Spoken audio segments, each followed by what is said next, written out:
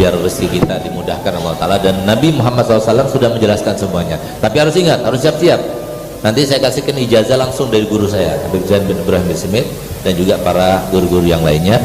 Tapi harus ingat, saya hanya ingin menjelaskan seperti dijelaskan oleh Nabi. Kan ada salah satu sahabat Nabi yang dia datang kepada Nabi SAW, "Gali ya Rasulullah, doakan aku biar jadi orang kaya." Kata Nabi Muhammad, "Asbir walakal jannah." Sabar, gak usah doa itu, kamu dapat surga. "Gali tidak ya Rasulullah, aku ingin jadi orang kaya." Baik, dikasih kambing 2. Akhirnya diberikan doa oleh Nabi SAW. Di antara doa yang diajarkan Nabi SAW, setelah habis sholat sunnah fajar tadi, sebelum sholat subuh, membaca subhanallah bihamdi subhanallahil azim astagfirullah 100 kali. Itu dikatakan jaibul masyakin, kantongnya orang miskin itu. Artinya kalau orang miskin baca itu cepat sugihnya. Nah, tapi continue, yang continue subhanallah. Ini sahabat ini continue sampai 2 kambing itu. Kadang-kadang kambing itu hanya punya 1-2, ini langsung 5-6 anaknya. Sampai beberapa tahun itu lembah itu semuanya penuh dengan kambing, dan dia menjadi orang kaya. Apa jadinya kemudian? Setelah dia jadi orang kaya, kemudian dia itu murtad, keluar dari Islam. Dulunya waktu dia miskin ikut terus sama Rasulullah, ikut majelisnya Nabi, hadir terus. Hati-hati.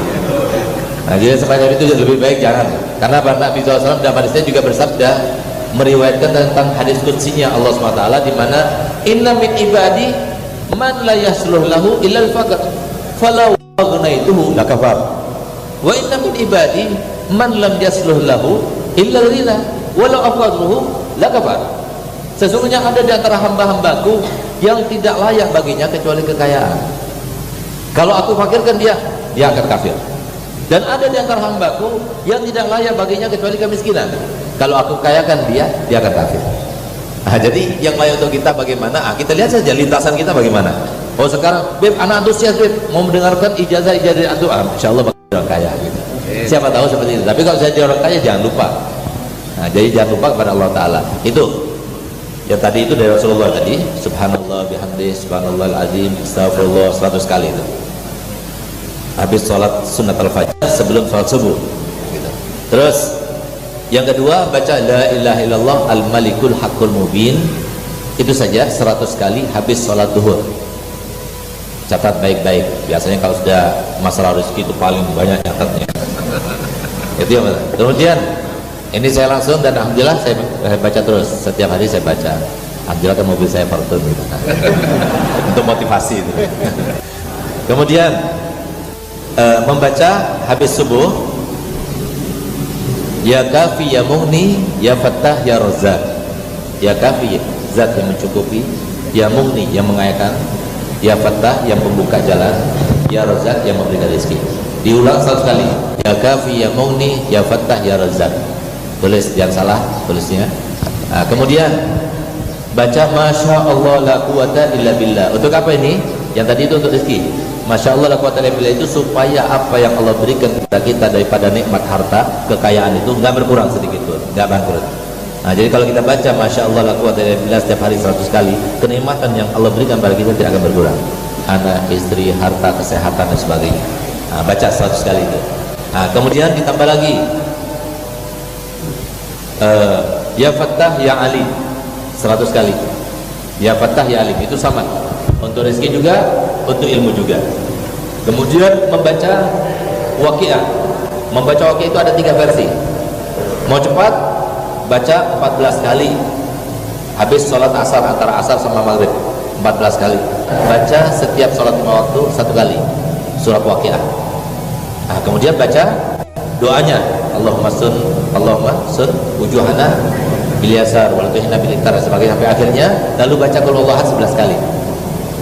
Qul huwallahu ahad 11 kali habis membaca doanya Waqiah itu. Jadi setiap habis sholat waktu 1 kali, berarti berapa kali satu hari? 5 kali. Nah, itu juga termasuk yang paling mujarab. Nomor 2, tingkatan yang paling rendah itu baca surat Waqiah sekali malam hari ataupun sore hari. Itu termasuk yang mujarab. Kemudian jangan lupa habis sholat Jumat. Habis sholat Jumat, ya Ghani ya Mughni, ya Allahumma ya Ghani, ya Hamid, ya Mughni ya Mu'in, aghnina bihalalika an harami fadrika amman siwak, itu yang baca itu kalau continue nggak bakal jadi orang miskin, pasti jadi kaya dan cepat ke kayanya. Nah itu habis salat 5 waktu itu, habis salat Jumat saja itu. Nah jadi kalau seumpama apa yang saya dapatkan daripada ijazah tersebut tersambung kepada guru saya Al-Habib Zain, di mana beliau memberikan ijazah saya, apa yang saya ijazahkan dan saya sebutkan tadi di rumahnya Syekh Tufail yang ada di Makkah pada tahun 1997, maka kalian semuanya saya berikan ijazah untuk membacanya dan saya berikan ijazah untuk memberikannya kepada yang lainnya. Kemudian ditambah lagi satu, dan itu yang paling mujarab kalau menurut saya karena masih baru, grace, yaitu salawat busyra. Salawat busyra dibaca setiap hari habis salat subuh 41 kali, bisa dirasakan 3 bulan, bisa dirasakan pasti rezekinya itu melimpah dan mudah dia itu mendapatkan kelapangan, kemudahan dan sebagainya. Tapi ya itu harus continue habis salat subuh 41 kali yang kita baca tadi salawat busyra itu, dan yang karenanya kita beri majelis ini majelis al-busyra. Jadi itu langsung daripada Nabi Muhammad SAW, di mana diimpikan oleh salah satu daripada putra Habib Hasan Baharun pada malam Asyura tahun kemarin. Nah beliau berkata di dalam mimpinya itu, kalau seumpama baca salawat busyra 41 kali ini, maka sama seperti khasiatnya membaca Yasin 4 kali. Khasiatnya, bukan pahalanya. Sama seperti khasiatnya membaca Yasin 41 kali di dalam mendatangkan kebaikan dan kemudahan, kelapangan, dan menolak segala hal yang tidak kita inginkan, serta kabul hajat. Paling tidak setiap hari akan mendapatkan kabar gembira dengan baca itu.